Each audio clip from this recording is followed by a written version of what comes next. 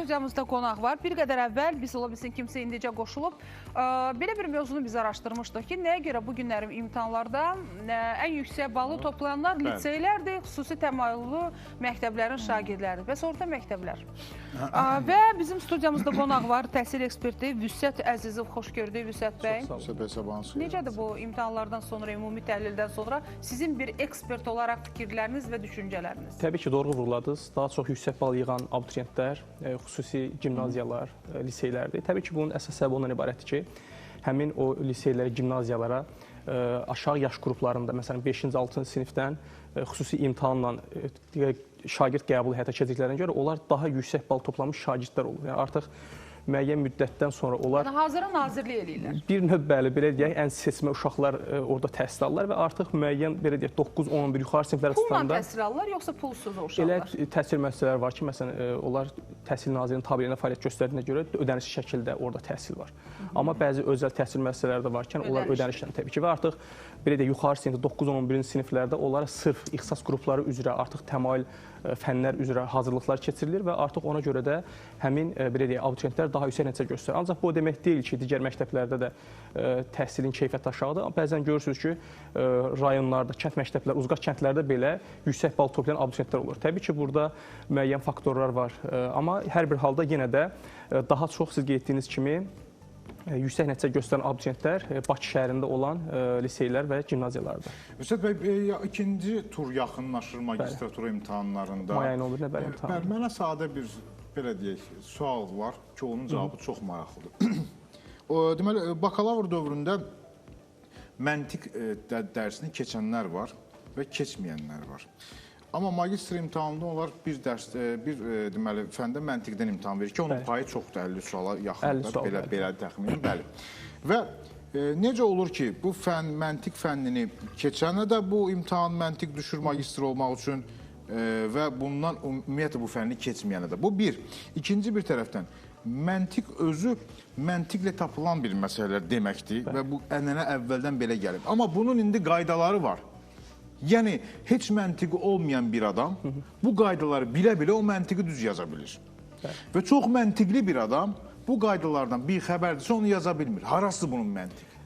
Təbii ki, doğru vurguladınız. Bəzən abituriyentlər də bunu haqlı şəkildə bildirirlər ki, biz bakalavr dövründə və yaxud da orta məktəb dövründə məntiq fənni üzrə təhsil almamışıq və yaxud da bizə tədris olunmayıbdır. Amma bakalavrdan sonra, bitirdikdən sonra magistr səviyyəsində bu fənn üzrə imtahan sualları təşkil edir və təbii ki, burada əsas məsələ bakalavrların, belə deyək, magistr səviyyəsində əsas məsələ ondan ibarətdir ki, öz ixtisası üzrə ixtisaslaşmasıdır, yəni mütəxəssis yetişdirməsi. Təbii ki, burada həmin mütəxəssisin məntiqi təfəkkürün biliyinin yoxlanması vacib məsələ. Çünki artıq o öz, belə deyək, sahəsində müəyyən dərəcədə qərara qəbul edəcək, həmin o məntiqi təfəkkürə əsaslanan bilik və bacarıqlara uyğun olaraq qərar qəbul edir. Və təbii ki, bütün bakalavrlar üçün, belə deyək, eyni səviyyədə təşkil olunur və burada da artıq, belə deyək, müəyyən bir qısa müddət, bəzən 2 ay, 3 ay, bəzən elə tələbələr olur ki, 1 ay müddətində də həmin proqramı qavraya bilir. Təbii ki, orada siz qeyd etdiniz müəyyən qaydalar, qanunlar var, məsələn, sözlərlə bağlı var, fiqurlarla bağlı var, ədədlərlə bağlı var.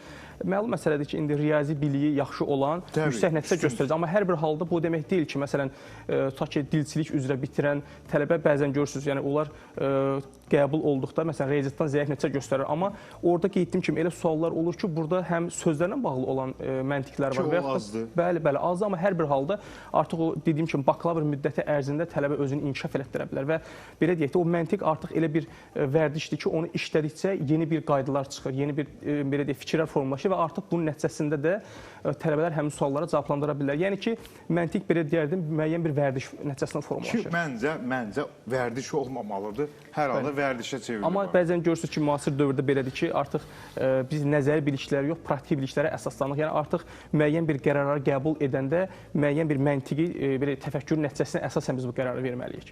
Ona görə də düşünürəm ki, yəni bu müəyyən dərəcədə haqlı bir belə qərardır. Vüsal bəy, Avropanın bir sıra ölkələrində belə bir ənənə var. Məsələn, indi biz 10-cu, 11-ci sinif deyə bilərik də. müəyyən bir yaşa qədər bütün fənləri onlar öyrənirlər. Amma sonra 10-cu, 11-ci siniflər formalaşır. Humanitarlar. Bu birinci qrupun uşaqlarıdır, bu ikinci qrupun uşaqlarıdır, 3, 4 və 5-ci qrup. Azərbaycanda bu modeli, yəni siz indi bilirəm, yaşlıdır, ağlı yaşlı deyil, başdadır və siz bu günlərim yaxından təhlil edirsiniz, təhsil sistemini və s. Bizdə belə bir modeli tətbiq etmək mümkündürmü? Bu bir.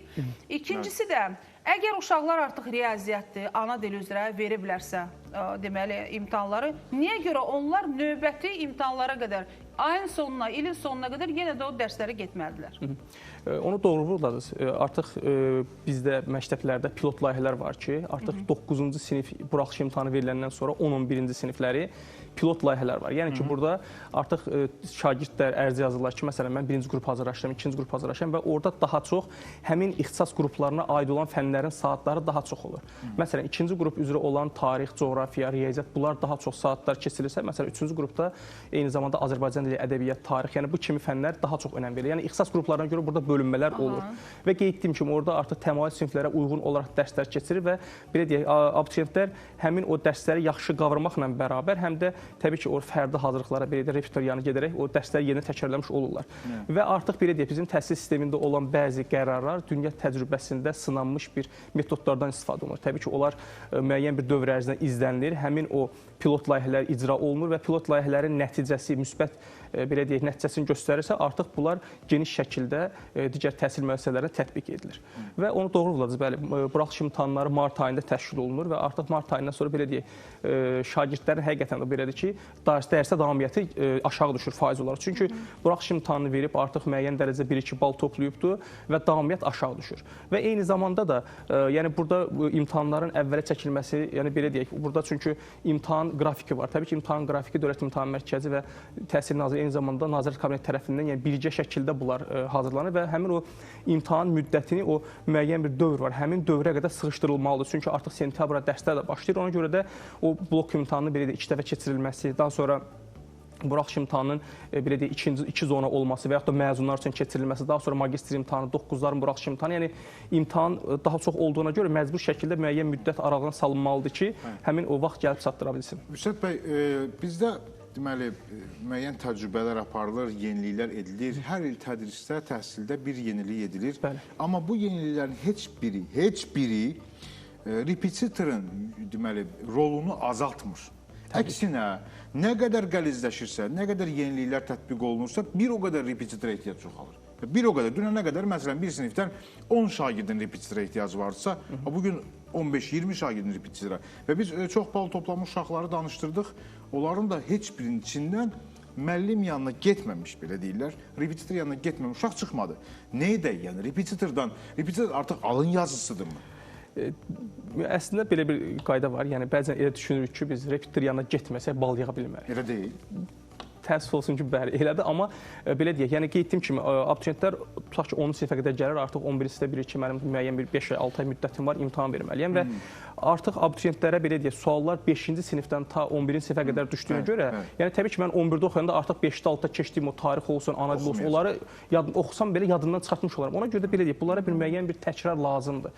Əslində bunu məktəbdə də eləmək olar. Yəni belə deyək, əvvəllər sizə bilirsiniz, məktəblərdə əlavə dərnəklər olurdu, dərsdən sonra qalırdılar şagirdlər. Onlar olurdu, amma bəli, artıq belə deyək, bunlar ödəniş şəkildə həyata keçirilir. Təbii ki, fərdi şəkildə. Yəni bu istəyə görədir. Kimsə burada məcburiyyət yoxdur ki, mütləq şəkildə sən repetitor yanına getməlisən, amma təəssüf olsun ki, bizdə belə bir fikir var ki, getməsək bal yığa bilməyəcəyik. Və ağıllı uşaqlar lazım deyil. Təbii ki, lazımdır, amma mən sizi inandırım ki, yəni bəzən elə olur ki, məktəblərdə uşaqlar müəyyən qədər belə hazırlığa getməsə belə, məsələn 400-500 bal yığar, amma gedir o təkrarı edir, 600 və daha yüksək yığır. Yəni qeyd etdiyim kimi, biraz da şagirdin özünə məsuliyyət olmalıdır ki, mən bunu evdə təkrarlayayım. Yəni abituriyentlər daha çox müəllim yanına gedirlər ki, belə deyək, müəllim ondan dərsləri soruşsun, təkrarlasın və uşaq nəticə yığsın. Yaxşı, bütün bunlar barədə danışdıq. Bu günlərin distant təhsil məsələsi artıq yenidən baxılacaq. Çünki dünyanın bir çox ölkələrində var distant təhsil və diplomlar tanınır. Azərbaycanda bugünə qədər yəni insanlar distant təhsillə alırdılar, ali savada yiyələnirdilər, amma deyirdilər yox. Əlbəttə ki, indi laboratoriya təcrübə tələb olunan peşələri qoyuruq kənara. Məsələn, filologiyadır və s. orada nə lazımdır ki, yəni distant da təhsil ala bilər insan. Bununla bağlı indi hansı, belə deyək də, sahələrdə, hansı tərpənişlər ilk ola bilər? Çünki bizdə adətən filan şey olacaq, olur, hamı gözləyirik, amma hələ ki yoxdur. Və bu buzlar nə vaxt əriyəcək? Belə deyək, Təhsilə Keyfiyyət Təminat Agentliyi bu xaricdə təhsil almış tələbələrin diplomlarının tanınması ilə bağlı, belə deyək, qanunverici uyğun olaraq fəaliyyət həyata keçirilər. Təbii ki, onların müəyyən bir tələbləri var ki, bu tələblər qarşılanmalıdır. Və artıq belə deyək, biz koronavirus dövründə gördük ki, əslində bu distant təhsilə keçid etmək olar. Çünki müəyyən bir dövr ərzində bizdə də ali təhsil müəssisələri məcbur şəkildə distant təhsilə keçdilər. Və amma bir məsələ var, yəni doğru vurguladınız ki, onu elə ixtisaslar var ki, orada distant şəkildə təhsil almaq kifayət etmir. Məsələn, mühəndislik ixtisaslarıdır, daha sonra həkimlikdir. Yəni bu kimi ixtisaslar var ki, burada mütləq şəkildə təcrübə praktika olunmalıdır. Əks halda yəni sırf nəzəri biliklərə əsaslanaraq həmin belə deyək şəxsə diplomun verilməsi biraz düzgün olmazdı və belə deyək müəyyən bir müddətdən sonra təbii ki, bu sahədə müəyyən bir işlərin görülməsi gözlənilir, amma bununla bağlı gərək dünya təcrübəsinə müraciət olunsun. Çünki Azərbaycanda tələbələr xaricdə təhsil alırlar, ancaq bəzən elə təhsil müəssisələri olur ki, görürsünüz həmin o məsələn hansısa bir ölkədə olan o təhsil aldığı təhsil müəssisəsi həmin ölkənin təhsil naziri tərəfindən tanınmır. Yəni ona görə təbii ki, burada bir müəyyən boşluqlar olur və yaxud da ki, başqa bir yollarla belə deyək ölkədən çıxmadan, heç imtahanlara iştirak etmədən bəzən görürsünüz ki, onların qiymətləri olur. Təbii ki, bunlar araşdırılır, amma ona görə də belə deyək qiyabi şəkildə məsələn təhsil alanlar var. Müəyyən bir müddət həmin o xarici ölkənin belə deyək sərhədləri daxilində olmalıdır və bunlar da araşdırılır. Yəni həmin o ixtisasları məsəl üçün qeyd etdim ki, müəllimlikdir, həkimlikdir, yəni tibb ixtisaslarıdır, mühəndislik və hüquqşünaslıq ixtisasıdır ki, həmin bu ixtisaslar üzrə təhsil almış tələbələr öz diplomlarını tanıtdırmaq üçün ilk öncə Dövlət İmtahan Mərkəzində elektron şəkildə imtahanda iştirak edir. Yəni onlara 30 sual təqdim olunur, minimum 15 suala doğru cavab verməlidirlər ki, onların diplomları tanınsın. Amma digər ixtisaslar üzrə, məsələn, maliyyədir, mühasibatdır, yəni bu ixtisaslar üzrə həmin şəxslərin diplomlarını, yəni diplomu tanıtmağa görə əlavə imtahan vermək ehtiyacı yoxdur. Sadəcə müəyyən tələb olunan sənədlər ki var, diplomdur, həmin diplomun belə deyək təsdiqidir, həmin ölkə tərəfindən tanınması və lazım olan digər sənədləri təqdim etməklə rəsmi şəkildə artıq həmin diplomlar tanınır. Yəni müəyyən ixtisaslar üzrə bunu təbii ki, həyata keçirmək olar. Müsəb bəy, əlbəttə ki, indi verəcəyim suala görə məsuliyyəti qətiyyən siz daşımırsınız. Sadəcə bir yol istəyirəm ki, varsa bir yol. Biz nə edək ki, bizim məzunlarımız satıcı olmasınlar sonradan, taksi sürməsinlər sonradan. Təyinat bizdə yoxdur. Aydındır, bitirdin təyinat, əvvəl vardı, indi yoxdur. Amma biz harda balans itirmişik? Necə edək ki, bizim gedirlər, abituriyent bitirir, gedir, tələbə də artıq bitirib, hətta magistraturan bitirib. Təcrübən yoxdur deyirlər və götürmürlər işi. 50 qramlıq diplomun çəkisini cəmiyyətdə necə artırmaq olar? Yəni, baxın, belə bir məsələ var. Təbii ki, biz əgər Sovetlər dövrünə nəzər salsaydıq, bəli, siz doğru olacaq. Orada ali təhsil müəssisəsini bitirəndən sonra təyinat verilirdi. İndi Azərbaycanda yalnız xüsusi təyinatlı təhsil müəssisələri var ki, onlar həmin öz məzunlarını yəni işlə təmin edirlər. Az faiz. Az faiz təbii ki. Ancaq yerdə qalan digər ixtisaslar var ki, məsələn, həmin ixtisaslar üzrə ölkədə kifayət qədər belə deyim mütəxəssisə ehtiyac olduğuna görə onların bəzən görürsünüz elə tələbə vaxtı həmin ixtisas üzrə artıq onlar iş tapırlar. Ancaq biz nəzərə alsaq ki, məsələn, təxminən hər il bir 50-60 min arası bakalavr üzrə, yəni təbii ki, ildən ilə bu dəyişən bir məsələ, təxmini bir rəqəm deyirəm, ədəd deyirəm. Yəni burada bu təxminən 50-60 min arası, yəni bu tələbələr qəbul olur və burada kollec tələbələri var, peşə təhsili var, magistr var və artıq bunlar məzun olub bitirəndən sonra, yəni sadəcə düşünürlər ki, diplom var, iş tapacaq. Yəni tələbələr o müəyyən 4 il ərzində öz ixtisasları üzrə müəyyən bir təlimlərə getməlidirlər, kurslara cəlb olunmalıdır və yaxud da könüllü fəaliyyəti icra etməlidirlər. Bəzən də görürsünüz ali təhsil müəssisələrinin özləri də həmin o tələbələri öz ixtisasları üzrə praktikaya belə edək göndərirlər. Təbii ki, tələbələrin özünün də marağında olmalıdır ki, o 4 il ərzində mən boş-boşuna universitetə gedib gəlməyim, yəni diplom almayım. Özünü inkişaf elətdirməlidir və mən belə deyim də çox görürəm ki, bəzən görürsünüz ali təhsil müəssisəsinə 200 balla girir universitetə, amma bitirəndə universitetdə daha yaxşı mütəxəssis olur, dövlət qulluğuna gedir, yüksək bal toplayır. Bacarıq məsələsidir. Təbii ki, burada bir müəyyən bacarıq lazımdır. Yəni əgər biz tutaq ki, bir 30 il əvvəl deyərdiksə ki, tutaq ki, ingilis dili biliyi yaxud da ki, kompüter biliyi üstünlüksə, artıq bunlar minimal tələbdir. Yəni kompüteri bilmək, ingilis dilini bilmək üstünlük deyil, minimal tələbdir, bəli. Ona görə tələbələr də artıq özlərinə çalışaraq, belə deyim, öz diplomuna uyğun. Bilik üstəgə bacarıq. Bəli, bəli, təbii ki. Təşəkkür edirik sizə, Vüsət bəy. Əziz dostlar, xatırladaq ki, studiyamızda təhsil eksperti Vüsət Əzizov idi və biz təhsillə bağlı müxtəlif bu müddət ərzində sığışdıra biləcəyimiz müəyyən bir məsələlərə aydınlıq gətirdik. Balalarımızın zehni açıq olsun, yolu açıq olsun.